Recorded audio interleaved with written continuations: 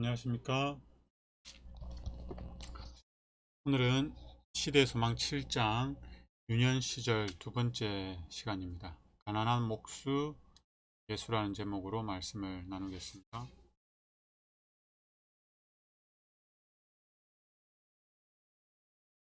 아기가 자라며 강하여지고 지혜가 충만하며 하나님의 은혜가 그의 위에 있더라. 누가복음 2장 40절 말씀. 지난 화요일에 저희가 함께 나눴던 말씀은 예수님의 유년 시절에 받으셨던 교육에 관한 내용들이었습니다. 오늘은 나사렛이라는 동네에 사셨던 가난한 목수의 아들 예수님의 삶을 나누고자 합니다. 나사렛의 가난한 목수의 아들 예수님의 삶입니다. 재림연수원에 가면 다음 세 단어를 볼 수가 있습니다. 성결, 검소, 섬김. 이 단어는 재림연수원의 표어입니다. 표어를 설명하는 성경 말씀을 제가 소개해 드리겠습니다. 말씀을 보시면서 각 단어의 의미를 개인적으로 생각해 보시기 바랍니다. 성결, 성결에 관한 말씀입니다. 하나님을 가까이 하라. 그리하면 너희를 가까이 하시리라. 여인들아, 손을 깨끗이 하라. 두 마음을 품은 자들아, 마음을 성결케 하라. 야고보서 4장 8절 말씀. 구별된 마음을 가지라는 거죠.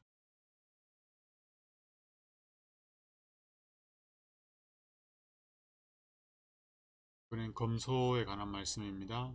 너희 단장은 머리를 꾸미고 금을 차고 아름다운 옷을 입는 외모로 하지 말고 오직 마음에 숨은 사람을 온유하고 안정한 심령에 썩지 아니할 것으로 하라. 이는 하나님 앞에 값진 것이니라. 베드로전서 3장 1절로 4절 말씀. 검소가 단순히 물질적인 부분만 의미하는 것이 아니라 우리 마음까지 포함하고 있죠. 다음은 섬김에 관한 말씀입니다. 인자가 온 것은 섬김을 받으려 함이 아니라 도리어 섬기려 하고 자기 목숨을 많은 사람의 대속물로 주려 함이니라. 예수님의 삶은 성결하셨고 검소하셨고 섬김의 삶 그 자체였습니다. 예수님의 이러한 삶을 한마디로 표현하면 죄 없는 생애라고 할 수 있을 것입니다. 다르게 표현하면 하나님의 모든 말씀에 순종하신 삶이라고도 할 수 있을 것입니다. 또 다르게 표현하면 하나님과 같은 사랑을 하신 삶이라고 할 수 있을 것입니다. 성경은 예수님을 죄 없는 분으로 묘사하고 있습니다. 요한일서 3장에 있는 말씀을 그가 우리 죄를 없애려고 나타나신 것을 너희가 아나니 그에게는 죄가 예수님은 우리를 구원하시되 죄와 상관없이 구원하시고자 하십니다. 죄의 문제를 해결하셔서 구원하시고자 그러했기에 예수님 또한 죄가 없으셔야 했습니다. 모든 말씀에 순종하셨고 모든 삶이 사랑이라는 법칙에 조화되는 삶이 히브리서 4장 15절에는 예수님께서 우리를 동정하실 수 있는데 그 이유는 모든 일에 우리와 똑같이 시험을 받으신 분이라고 말씀하십니다. 그렇지만 죄는 없다고 말씀하고 계십니다. 오늘 함께 살펴볼 말씀을 죄 없는 삶이 어떤 삶인지 예수님의 유년 시절을 통해서 확인할 수 있을 것 같습니다. 죄 없는 삶이 어떤 삶인지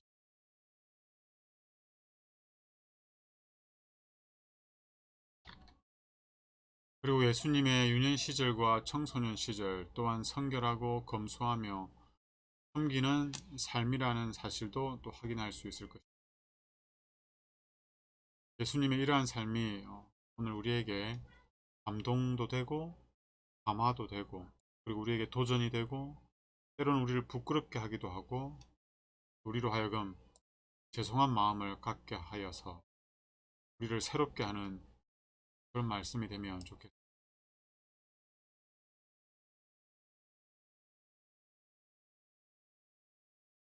성경은 예수님의 유년 시절에 대해서 많이 말씀하고 있지 않기 때문에 그 시대 소망의 말씀을 중심으로 좀 살펴보겠습니다.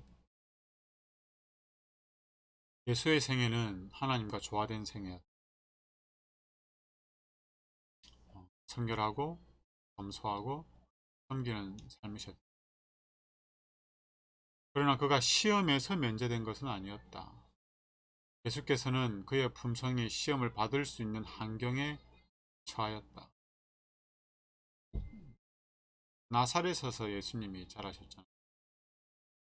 나사렛 사람들은 이방인이 많았습니다. 그래서 평판이 안 좋았어요. 나다네일이 이런 말을 했었죠. 나사렛에서 무슨 선한 것이 날 수 있겠느냐.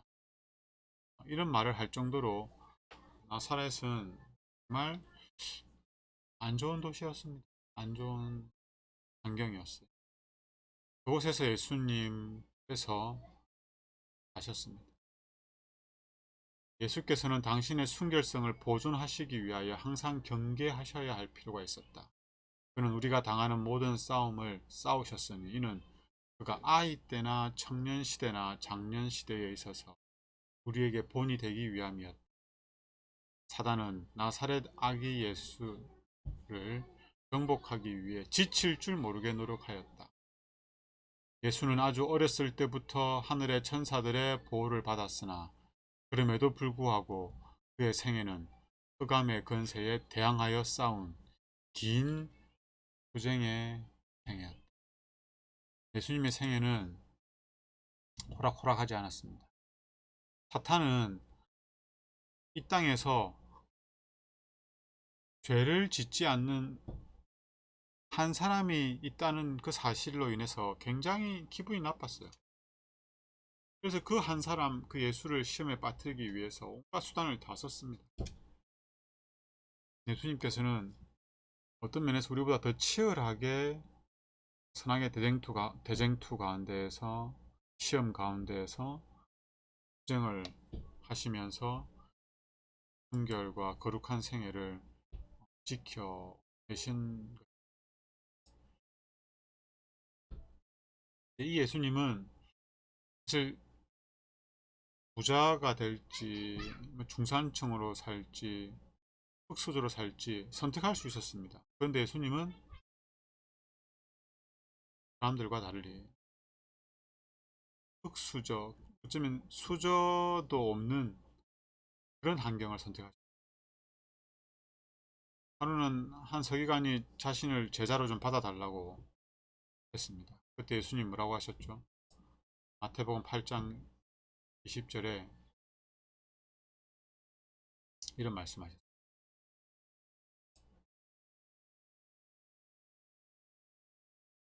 마태복음 8장 20절에 예수께서 이르시되 여우도 굴이 있고 공중의 새도 거처가 있으되 인자는 머리 둘 곳이 없다 하더라.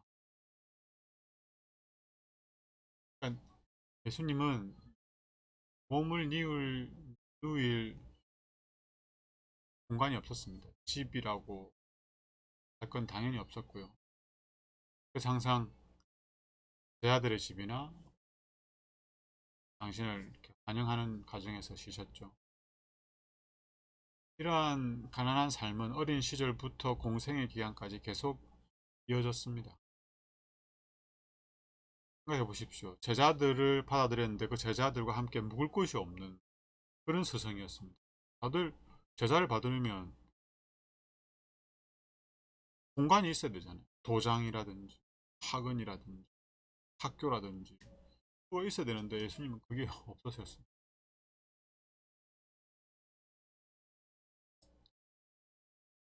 근데 이것이 예수님의 의도된 선택에 의한 결과였죠. 왜 이걸 선택하셨습니까?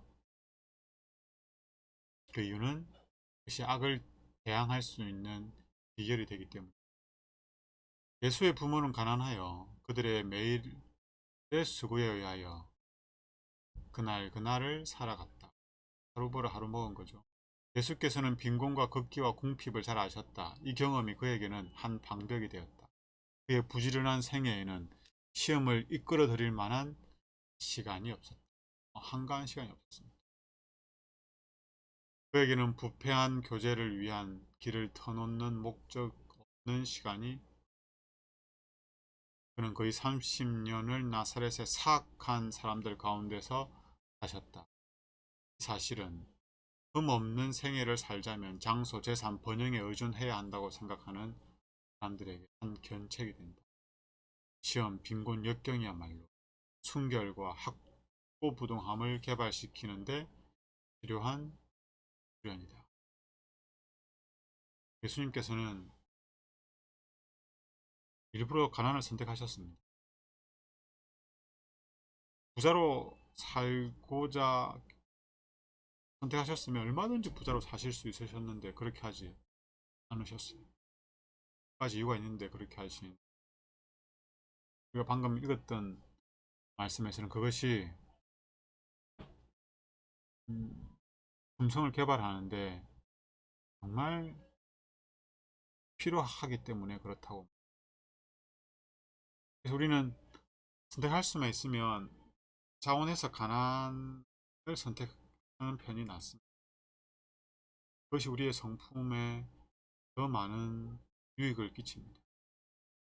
부자는 부족을 잘 못 느끼고 그래서 하나님의 필요도 잘 못 느끼고, 그러나 가난한 사람은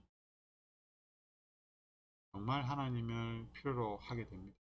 하나님으로 말미암아 갈 수 있는, 물론 부자도 그렇게 할 수 있지만 마음이 그렇지가. 그리고 예수님은 이 시간을 정말 잘 사용하셨습니다. 같은 데 사용하는 시간이 없었습니다. 뭐 한가하게 뭐 하지 뭐 이런 시간이 없었습니다. 시험을 이끌어 드릴 만한 한가한 시간도 없었고 부패한 교제를 위해서 사용되는 시간도 없었고, 그리고 시대소망 73쪽에는 이렇게 말합니다. 하늘의 사물을 생각하실 시간이 없을 리만큼 세상의 관심사에 몰두하지는 않으셨다. 너무 바빠서 말씀을 못 봤다, 너무 바빠서 예배를 드리지 못했다 라고 할 시간이, 그럴 시간은 없었습니다. 예수님에게 있어서 가장 귀한 시간은 하나님과 교제하는 시간이었고 하나님을 배우는 시간이었고 진리를 알아가는 시간, 하늘의 사물을 생각하는, 묵상하는 시간, 그것이 얼마나 귀한 시간입니까? 우리한테는 시간이 많습니까? 시간이 부족합니까? 세상 사물을 생각하는 데에는 시간이, 하늘 사물을 생각하기에는 부족한 시간. 고민을 좀 해봐야 됩니다. 시간을 어떻게 사용하고 있는지.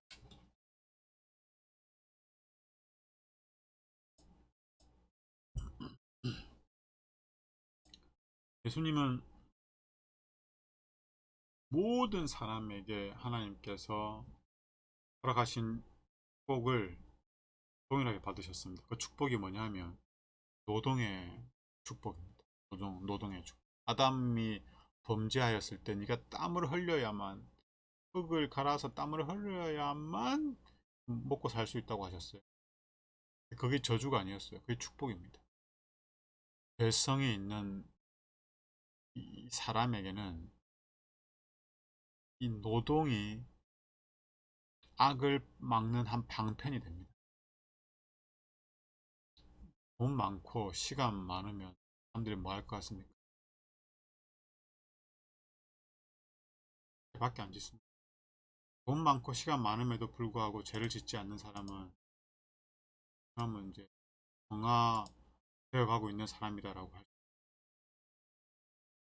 예수께서는 자원하는 종이 되고 사랑스럽고 순종하는 아들이 되셨다. 그는 기술을 배우고 몸소 요셉과 같이 목공소에서 일을 하셨다.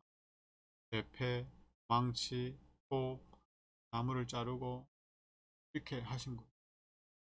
그럼 보통 노동자가 입는 검소한 옷을 입으시고 그의 비천한 작업을 위해 내왕하시면 그 작은 마을의 거리를 오르내리셨다.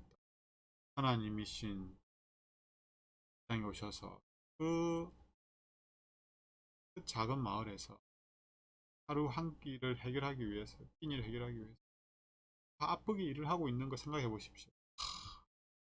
대단하지 않습니까? 그는 자기 부담을 경감시키거나 자기의 수고를 덜기 위하여 신성을 사용하지 않았다.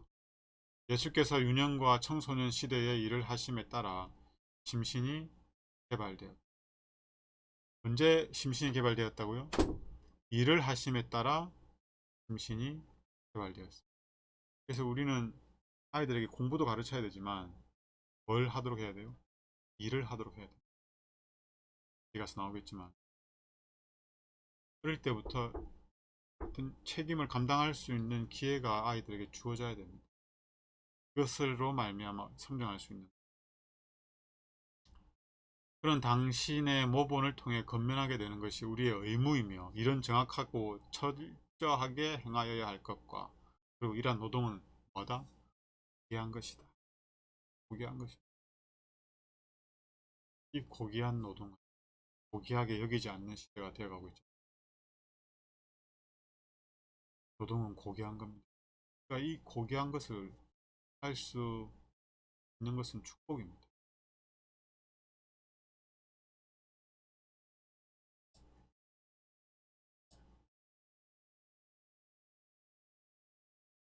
이 노동이 이게 어떤 유익을 주는지를 설명하고 있죠.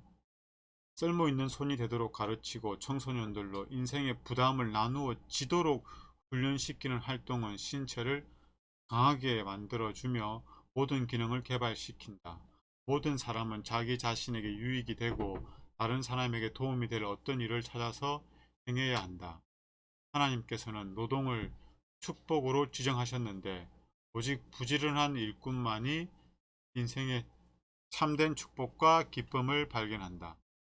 부모의 부담을 분담하면서 가사에서 그들의 맡은 일을 즐겨 감당하는 유년들과 청소년들에게 하나님의 인정하심이 신실한 보증으로 임한다.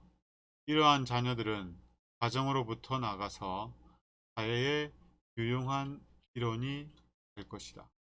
가정에서부터 책임을 나눠지고 노동을 하는 아이들은 커서 사회에 유용한 일원이 될 수밖에 없습니다. 이 축복을 우리 자녀들이 나눠 받을 수 있도록 공부도 가르치지만 저도 같이 알려줘야 돼요. 노동도, 노작, 살림. 요즘에는 세상이 많이 바뀌었죠. 끼니도 다 그냥 돈 주고 사 먹고 하는. 살림을 하는 사람들이 많습니다. 저도 그렇지만 젊은 사람들이 다 공부만 하고 그러니까 이게 살림을 배울 기회가 없었던 거예요. 살림은 누가 합니까? 엄마들이 하죠. 예, 자녀들을 결혼시키고 나서도 살림을 누가 해줍니까? 엄마들이 와서 또 해줍니다. 자녀들이 저도 그렇고 인생의 책임을 나눠지는 것, 노동을 가치 있게 여기고 살림을 할 수 있도록 자녀들에게 가르쳐요. 그래서부터 요리를 가르치고 청소를 가르치고 빨래하는 걸 가르치고 이걸 기본적으로 가르쳐야 돼요. 예수님께서 이런 노동을 통해서 마음을 지키시고 또 자기의 생계를 유지하시고 또 부모의 수고를 들어드리고 또 검소한 삶을 또 부지런한 삶을 사셨어요. 이뿐만 아니라 예수님이 이제 주변에 있는 사람들에게 도움이 되는 사람이 되어서 사랑을 베푼 거죠. 친절을 베풀, 공정을 베풀. 어떤 말씀에 보면 예수님이 자기가 먹을 빵이 한 조각 있으면 그걸 안 먹고 나눠줬다고 말하는 부분. 두 개가 있을 때 하나 주는 건 괜찮은데 하나밖에 없을 때 하나를 주는 건 다 주는 거잖아요. 예수님이 그렇게 굶으시면서 다른 사람을 돌보았습니다. 성경은 우리에게 이러한 삶을 요구합니다. 맞아요.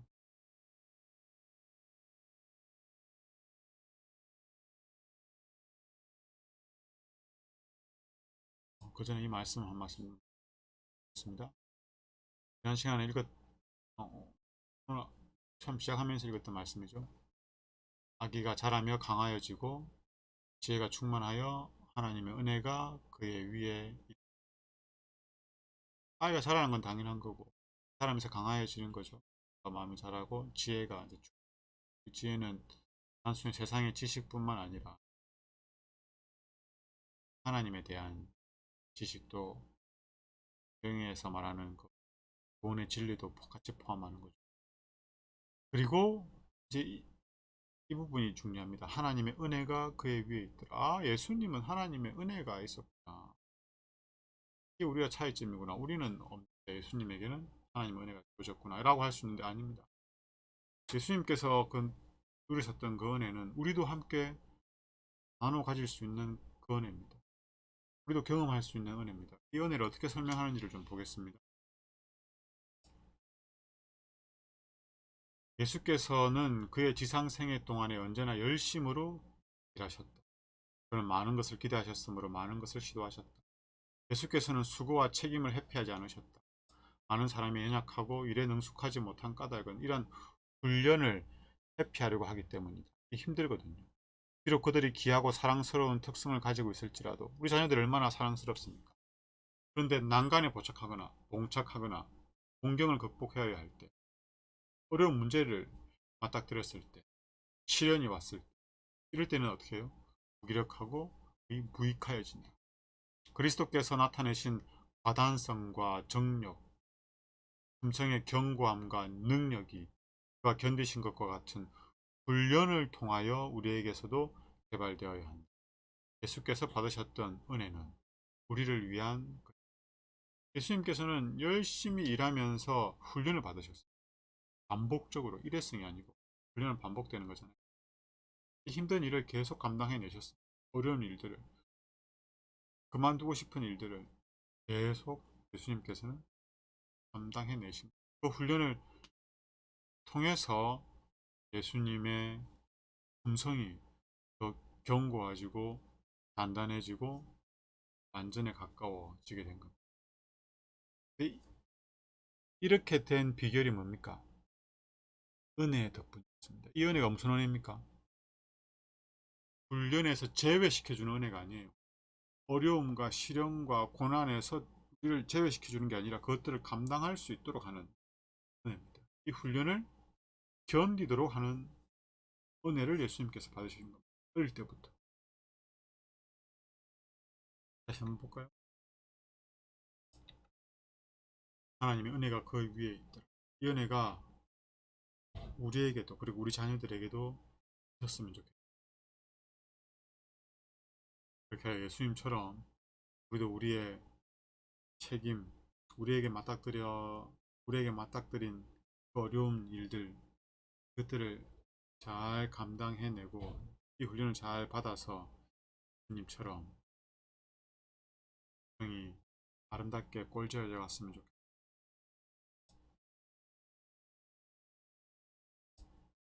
그리고 예수님께서는 이웃들에게 사랑을 나누는 사실인데요. 이게 성경의 요구지 않습니까? 율법의 요구. 내 이웃을 내 자신과 같이 사랑. 성경은 그냥 사랑하라고 하지 않아요. 분명한 기준이 있죠. 내 자신과 같이 사랑하라는 거예요. 내 자신과 같이. 나를 사랑하는 것처럼 이웃을 사랑하라는 겁니다.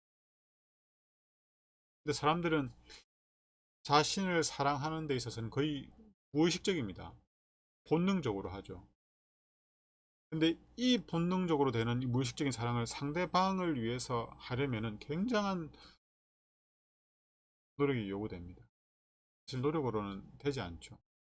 그래서 어떤 마음이 필요하냐면 우리에게 그들을 이해할 수 있는, 불쌍히 여길 수 있는, 사랑할 수 있는 공감하는 마음이 필요합니다. 내가 배고프면 상대방도 배고프다는 것을 이해를 해야 됩니다. 근데 이런 공감 능력이 물질적인 만족이 넘치는 시대에는 없습니다. 결핍을 통해서 아, 부족을 느끼잖아요. 그러면서 내가 이런 부족이 있으니까 다른 사람도 그런 게 있겠구나. 내가 아프니까 다른 사람도 아프겠구나. 내가 힘드니까 다른 사람도 힘들겠구나. 이런 걸 느끼는데 이제 그런 경험이 없는 거예요. 그래서 내 자신과 같이 다른 사람을 사랑할 수가 없습니다. 어떤 사람은 이 사랑을 할 수 있을까요? 모든 어려움, 슬픔, 아픔, 힘든 것들을 경험을 해본 사람들은 할 수가 있습니다. 물론 우리 안에 예수님이 계셔서 예수님의 마음이 있다면 이런 것들을 경험하지 않아도 할 수는 있을 거예요. 이 율법을 지키면 다 이루었다고. 내 이웃을 내 자신과 같이 사랑하면 율법을 다 이루고 원 아니겠습니까? 예수님이 그래서 가나안을 선택하신 겁니다. 주께서는 사람들 가운데에서 생애하시는 동안 그는 가난한 자의 처지를 맛보셨다. 그는 자기의 체험으로 가난한 자의 근심과 고난을 잘 아셨으므로 모든 비천한 일꾼들을 위로하고 격려하실 수 있으셨다. 예수님은 경험을 해보셨어요. 그래서 위로하고 격려할 수가 있었던 것입니다.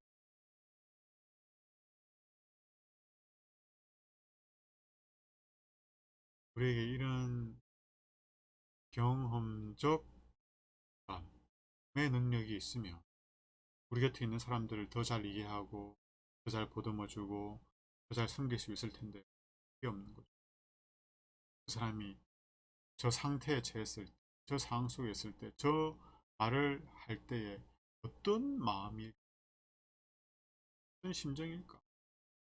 우리가 알지 못하고 그냥 대하는 거. 그러면 사랑이 아니죠.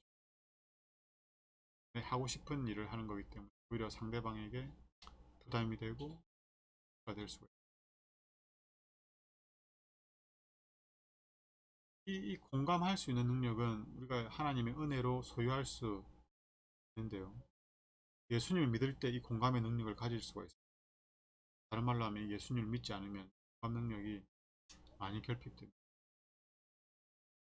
그래서 야고보는 이 이웃에게 내 자신과 같이 사랑을 베푸는 이 일을 믿음과 연관지어서 설명을 합니다. 참된 믿음. 내 형제들아 만일 사람이 믿음이 있노라 하고 행함이 없으면 무슨 유익이 있으리요. 그 믿음이 능히 자기를 구원하겠느냐. 만일 형제나 자매가 헐벗고 일용할 양식이 없는데 너희 중에 누구든지 그에게 이르되 많이 가라 lep게 하라 배부르게 하라 하며 그 몸에 쓸 것을 주지 아니하면 무슨 유익이 있으리요. 이와 같이 행함이 없는 믿음은 그 자체가 죽은 것이라. 맞죠? 그 배고프고 헐벗은 사람에게 안녕히 계십시오, 뭐 평안하십시오, 따뜻하게 지내십시오, 식사 맛있게 하십시오. 이거는 의미가 없죠. 그를 따뜻하게 입을 수 있는 옷을 주고 집에서 따뜻하게 데울 수 있는 연탄을 주고 배부르게 먹을 수 있는 음식을 주고 이걸 할 수가 있어야 되는데 근데 이게 참 역설적인 게 아주 부자들이 이렇게 잘 도와주는 게 아니라 없는 사람들이 더 없는 사람을 챙겨줍니다. 아픈 사람이 더 아픈 사람을 챙겨주고 참 이게 공감 능력에서 나오는 거예요. 예수님을 믿음으로 말미암아 모든 사람을 공감할 수 있는 마음을 가질 수 있으면 좋겠습니다. 서로 불쌍히 여기라고 했잖아요. 불쌍히 여길 수 있는 이 마음이 우리에게 있으면 정말 많은 것들이 달라질 수 있을 텐데요. 그렇죠?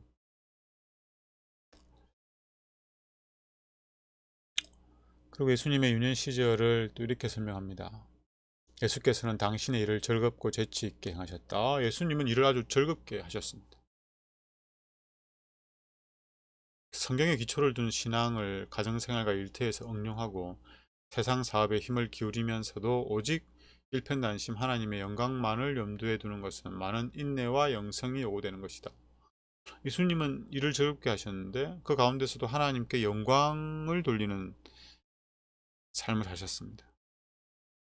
가정에서, 학교에서, 직장에서 맡은 일을 하는데 즐겁게 하는 거예요.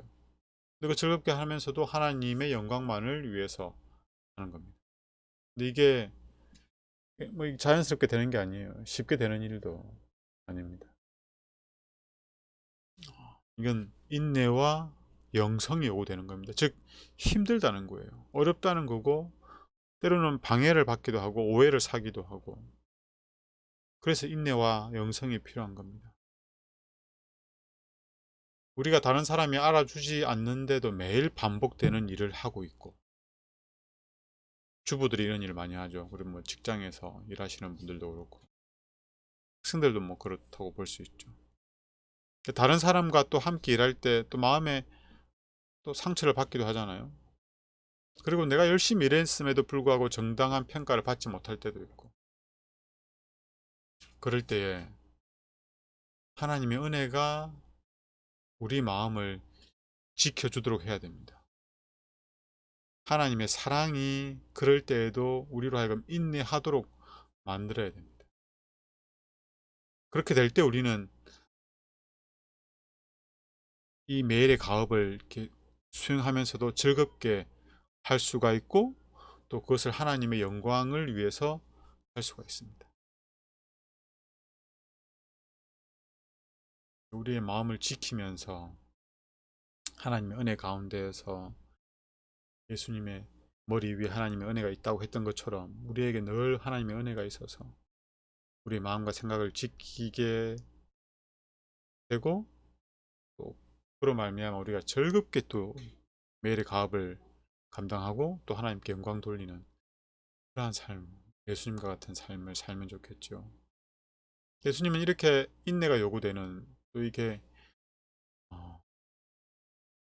가난하여서 그 결핍을 채우기 위해서 매일 수고해야 되는 그런 고된 삶을 사시면서도 많은 사탄의 유혹과 시험 가운데에서도 예수님은 그 기쁨을 잃지 않았습니다.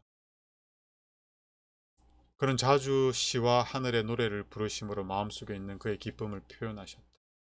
나사렛의 동민들은 그가 음성을 높여서 하나님께 찬송과 감사를 올리는 소리를 자주 들었다. 그런 노래로서 하늘과 교통을 유지하셨다. 그의 동료들이 일에 피곤하다고 불평할 때 그들은 예수의 입술에서 흘러나오는 감미로운 멜로디의 원기를 얻었다. 그의 찬미 소리는 악한 천사들을 쫓아버리고 황연처럼 그 장소를 향기로 채우는 듯 하였다. 그의 노랫소리에 귀를 기울인 자들의 마음은 그들의 지상의 나그네 생활에서 떠나서 하늘 본향에 이끌려 갔다. 예수님은 늘 기쁨이셨습니다. 그래서 그 기쁨을 찬양으로 표현할 수가 있었죠. 예수님이 소유하신 기쁨은 이 땅이 주는 세상이 주는 게 아니라 하늘에서 주어진 하나님으로 말미암는 기쁨이었습니다. 우리가 이제 예수님과 관계를 맺기 위해서 말씀을 보고 기도도 하지만 이 찬양을 통해서도 예수님과 마음이 하나로 연결될 수가 있고 우리 마음을 드릴 수도 있습니다. 뿐만 아니라 예수님은 그 찬미를 통해서 다른 사람의 마음도 하늘로 향하게 했다고 합니다. 우리가 하나님으로 말미암는 하늘에서 주어진 그 기쁨을 소유한다면 우리 개인적으로, 또 우리 가정에서, 그리고 직장에서, 교회에서 우리의 기쁨을 찬양으로 표현할 수 있겠지요. 그렇게 한다면 우리뿐만 아니라 우리 곁에 있는 사람들도 그 기쁨을 누리고 또 하늘의 분위기에 젖어들 수 있을 것입니다. 얼마나 좋습니까? 이 고된 노동을 하면서도 기뻐하고 감사할 수 있는 마음, 그 마음을 찬양으로 표현하는 예수님, 그리고 우리 곁에 있는 사람들이 우리 때문에 이렇게 되면 행복해지겠죠. 음.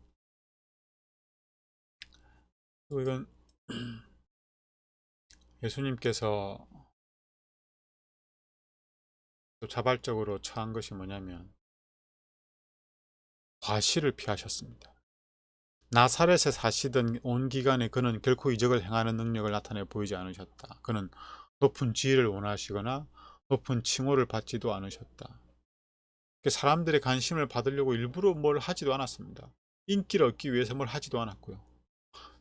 좋은 평판을 위해서도 뭘 하지 않았습니다. 그의 조용하고 단순한 생활, 오히려 더 사람들의 관심을 받지 않는 삶을 살고자 노력하셨죠. 조용하고 단순한 생활, 그리고 유년 시절에 관한 성경이 침묵을 지키고 있는 것까지도 중요한 교훈을 가르쳐 준다. 어떤 교훈인가 하면 중요한 거예요. 아이의 생애는 조용하고 단순할수록, 곧 인위적인 흥분에서 떠나고 자연에 조화될수록 심신의 활력과 영적 능력에 더 유리하다. 심신의 활력을 주고 영적 능력에 더 유리한 환경이 뭐라고요? 쉽게 말하면 심심해야 됩니다. 심심해야 돼. 심심하면 우리의 마음도 우리의 영적 상태도 더 유리한 조건에 놓여지게 된다는 겁니다. 실제로 이 세상을 살아가는 데 있어서 정보가 필요한 게 아니고 창의성이 더 필요하거든요. 이 창의성이 언제 나오냐 하면 많은 것들을 습득할 때 나오는 게 아니라 심심할 때 나옵니다. 심심할 때. 깊이 사색하고 생각하고 고민할 수 있는 힘을 가질 때 그런 거죠. 근데 이 세상은 우리로 하여금 심심하게 살지 못하도록 만듭니다. 끊임없이 할 것, 볼 것, 들을 것, 시간을 소비할 것, 때울 것, 이것들을 계속 공급합니다. 그냥 공급하지 않죠. 돈 받고. 돈 얼마 주면 우리는 이 심심함을 해결할 수 있는 거예요. 사실은 심심한 시간이 필요한데, 이 심심한 시간이 우리의 심신을 건강하게 만드는 거예요. 이 아이들에게 심심한 시간을 제공해 주는 것 중요하고, 우리도 이 심심한 시간에 들어가는 것 중요합니다. 텔레비, 핸드폰, 인터넷, 취미활동 뭐 다 끊고 다 조용하게 심심한 가운데 멍 때린다고도 하죠. 어쨌든 그런 시간이 우리에게 필요합니다. 묵상하는 시간. 이 시간이 우리에게 꼭 있어야 됩니다. 사람들은 너무 피곤해서 쉰다고 하는데 쉬지 않아요. 뭐합니까? 놉니다. 놀아. 너무 이렇게 일주일 동안 일한다고 힘들었기 때문에 쉬어야겠다 하는데 다 뭐하고 있냐면 놀아요. 그래서 놀고 나서 더 이렇게 힘을 소진하는 겁니다. 그래서 다음날 월요일에 출근하기가 더 힘든 거예요. 월요일이 괜히 힘든 게 아니에요. 푹 쉬고 출근하면 상관없는데 푹 쉬어야 될 때 뭐 하는 거예요? 더 노는 겁니다. 안 쉬고. 그게 월요일이 제일 힘들죠. 일주일 동안 노동을 통해서 쌓인 스트레스에 피곤해, 그다음에 주말에 논다고 쌓인 스트레스까지 합쳐서 가지고 출근해야 되니까 얼마나 힘들겠어요. 쉬시기 바랍니다. 조용히, 단순하게. 그리고 우리 아이들에게도 그런 시간을 주시면 좋겠습니다. 어, 누가복음 이제 마지막에 이제 예수님에 관한 설명이 나오죠. 예수님에 관한 마지막 설명입니다. 예수는 지혜와 키가 자라가며 하나님과 사람에게 더욱 사랑스러워 하시더라. 예수님은 사람들에게 사랑을 받는 아이였고 어린이였고 청소년이었어요. 점점 더 자라나면 자라날수록 사람들과 하나님에게 사랑받는 분이었습니다. 왜냐하면 예수님이 그들의 필요가 되고 도움이 되고 기쁨이 되고 사랑을 주는 존재가 되었기 때문에 그렇습니다. 볼까요? 예수는 세상을 치유하시는 은혜의 샘이었다. 연로한 자나 슬퍼하는 자나 죄짐을 진 자나 순진한 기쁨 속에서 즐겨 노는 어린이나 숲속의 작은 피조물이나 무거운 짐을 실은 참을성 있는 짐승이 나를 물은하고 모두가 그가 함께 계심으로 더 행복해졌다. 모두가 사람뿐만 아니라 짐승들까지도 예수님이 함께 계심으로 더 행복해졌습니다. 예수님이 계신 곳은 행복한 곳이었습니다. 왜냐하면 예수님은 사랑의 샘이셨기 때문입니다. 예수님 있으면 사랑이 뽕뽕뽕뽕뽕 나가는 거예요. 흘려내보내는 거죠. 우리도 이렇게 될 수 있습니까? 우리의 마음에 예수님이 계시면, 사랑의 샘 되시는 예수님이 우리 안에 계시면 우리 안에서도 사랑이 뽕뽕뽕뽕뽕 흘러나올까요? 네, 그렇게 될 겁니다. 그렇게 돼서 예수님이 있는 곳이 행복한 곳이 되었던 것처럼 우리가 있는 곳이, 내가 있는 곳이 행복한 곳이 되면 얼마나 좋겠습니까? 우리 가족 중에 아무의 며느리가 있는데 그 며느리랑 같이 있으면 좋더라. 우리 사위랑 같이 있으면 좋더라. 우리 아들과 같이 있으면 좋고, 우리 딸과 함께 있으면 좋고, 우리 집사님과 함께 있으면 좋고, 우리 장로님과 함께 있으면 좋더라. 그래서 나는 또 같이 있고 싶더라. 얼마 좋습니까? 우리 직장에 아무개가 있는데 그 아무개와 함께 있으면 좋더라. 그 아무개랑 같이 일하면 좋겠다. 얼마나 좋습니까? 누구랑 같이 일하고 싶다, 이거. 맞죠? 누구랑 같이 놀고 싶다. 누구랑 같이 함께 있고 싶다. 이러한 평을 받는다면 이게 사실 전도거든요. 전도. 맞죠? 우리랑 함께 있고 싶도록 하는 마음을 들도록 해야 되는데 요즘에 교회가 계속 욕을 얻어먹어 가지고 전도하기도, 옛날엔 교회 다닌다고 하면 야, 교회 다니는구나, 좀 구별된 그런 이미지였는데 요즘은 교회 다닌다 하면은 민폐를 끼치는 그런 이미지를 사람들이 가지고 있죠. 이제 우리가 이제 말로 전도하는 게 아니고 이제 삶으로 진짜 전도해야 될 때가 됐습니다. 진짜로.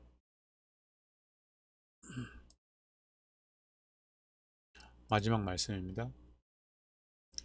예수는 우리의 모본이시다. 그가 모든 유년들과 청소년들의 모본이 되신 것은 공생의 기간이 아니죠. 가정에서 생활이었습니다. 가정생활. 일어나서 이불 개고 그다음에 식사 준비를 하고 아버지를 도와서 같이 일을 하고 집 청소를 하고 빨래를 하고 뭐 형제들을 돌봐주고 이런 일들을 하신 거예요.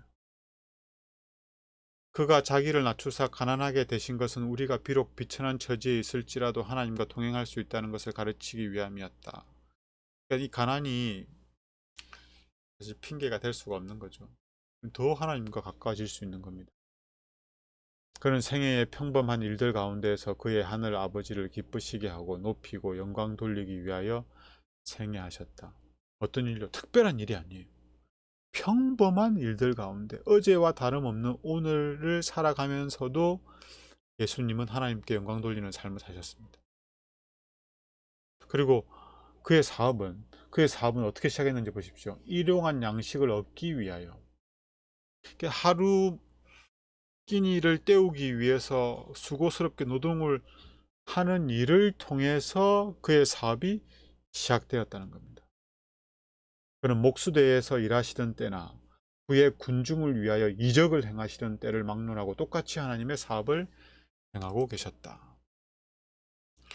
교회와 선교지에서만 하나님의 일을 할 수 있는 게 아닙니다. 목사나 선교사만 하나님의 일을 할 수 있는 것도 아닙니다. 설교를 하거나 전도지를 나눠줌으로써만 하나님의 일을 할 수 있는 것도 아닙니다.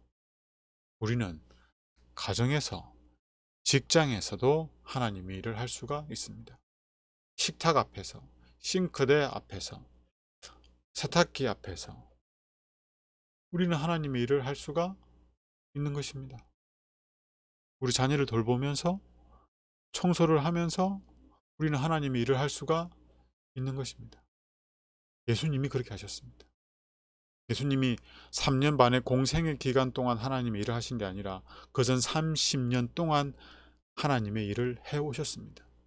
그 30년을 하나님의 영광을 위하여 하나님의 성품을 드러내면서 그 일을 해오셨기 때문에 그 3년 반 동안에 하신 일들이 더 효과적이었고 더 능력이 있을 수가 있었습니다. 그 30년을 정말 불성실하게 해왔다면, 다른 사람에게 피해를 주면서 살아왔다면 그 3년 반의 공생의 기간이 어떻게 됐겠습니까? 그렇죠. 지금 코로나 때문에 우리가 교회 이름을 내걸고 뭘 할 수는 없습니다. 그러나 이때에 우리가 있는 곳에서 우리가 하는 작은 일들을 통해서 하나님이 사랑의 힘을 드러낼 수 있다면, 후에 우리가 하나님의 이름으로, 교회의 이름으로 뭔가 할 때 더 능력 있고 놀랍게 일을 할 수 있지 않겠습니까? 뭐 그렇게 꼭 안 해도 됩니다. 그냥 지금 그리고 이곳에서 우리가 하나님의 사업을 한다라는 생각을 하고 있는 게 중요한 겁니다. 지금 여러분이 영상을 보시는 그곳, 그리고 지금 우리 곁에 있는 사람에게, 그리고 내가 지금 하고 있는 이 일을 통해서 우리가 하나님께 영광을 돌릴 수 있습니다. 이게 바로 예수님이 하신 일입니다. 우리도 예수님처럼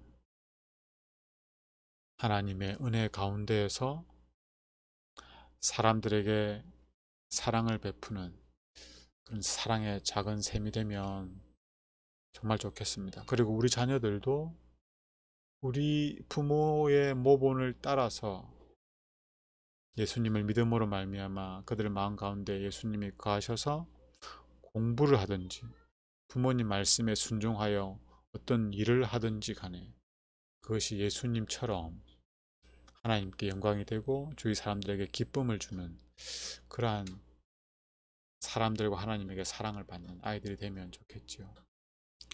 자, 기도하겠습니다. 하나님, 잘 알려지지 않는 그 30년의 시간을 우리가 시대의 소망을 통해서 조금 엿보았습니다. 이를 기회를 주셔서 감사합니다. 예수님이 자원하여서 가난에 처하셨고 또 그 가운데에서 매일매일 주어진 가업을 기쁨과 열심으로 감당하셨고 또 그 일을 통해서 하나님께 영광을 돌리셨고 또 그러한 가운데 주위에 있는 사람들에게 기쁨을 주고 또 행복을 주셨다는 사실이 우리에게 감동이 될 뿐만 아니라 또 작은 도전이 됩니다. 이런 예수님의 모본을 쫓아서 우리가 예수님을 믿음으로 예수님을 마음에 모시고 지금 우리가 있는 곳에서 우리가 하는 일을 통해서 우리 곁에 있는 사람들에게 사랑을 베풀 수 있게 되기를 원합니다.